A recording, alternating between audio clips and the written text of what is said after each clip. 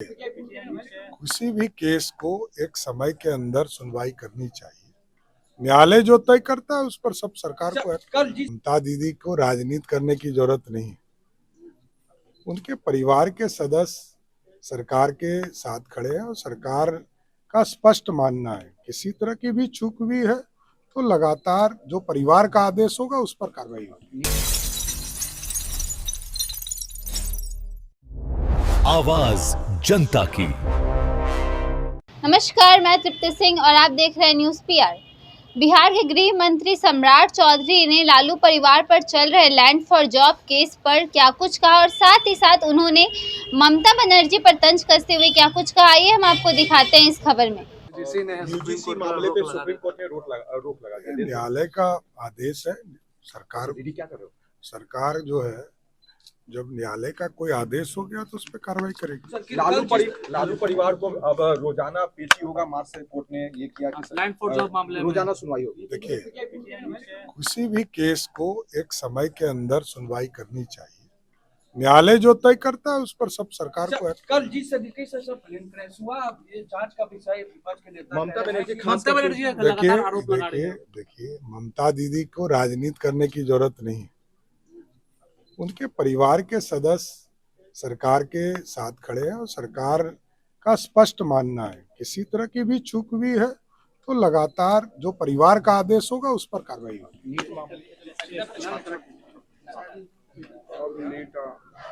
ज्यादा साफ तौर पर नहीं देता।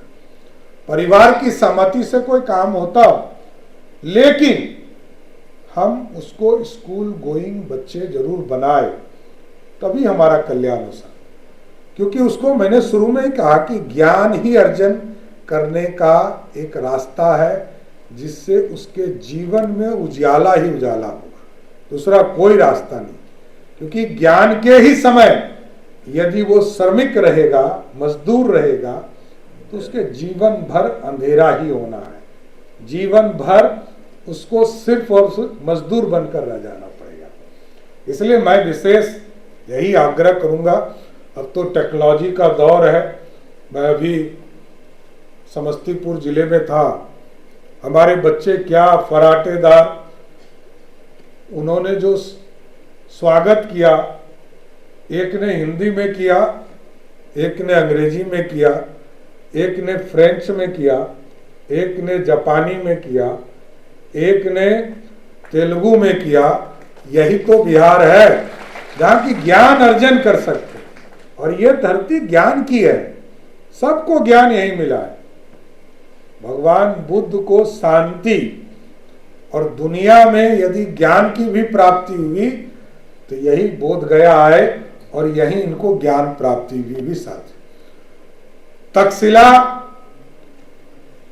आज भारत के बाहर है, लेकिन दो ऐतिहासिक यूनिवर्सिटी भी यदि किसी राज्य में है तो उसका नाम है नालंदा यूनिवर्सिटी और विक्रमशिला यूनिवर्सिटी।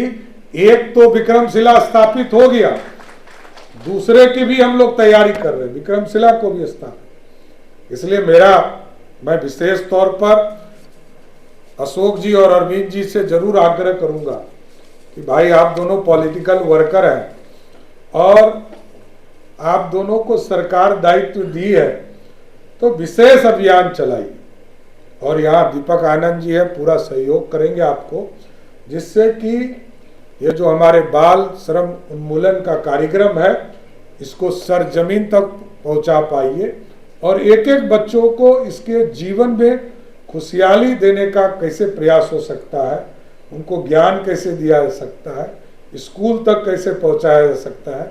अभी अशोक जी कह रहे थे स्कूल के लिए चिंता करनी चाहिए, इसमें कहीं तो मत। हम लोग तो अभी मॉडल स्कूल बना रहे हैं। सभी जिले के अंदर जिला स्कूल बड़ा नाम होता था, अब उसको और पूरी तरह केंद्रित करके उसको मॉडर्नाइज कर रहे हैं और पूरे टेक्नोलॉजी के साथ लाने का काम।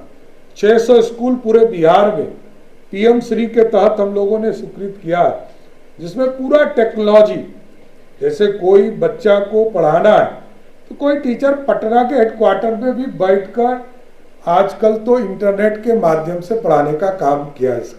इसलिए मैं आप दोनों को विशेष तौर पर काम दे रहा हूं और कुछ मेरे पॉलिटिकल वर्कर हैं जो इनके सहयोगी के तौर पर हैं।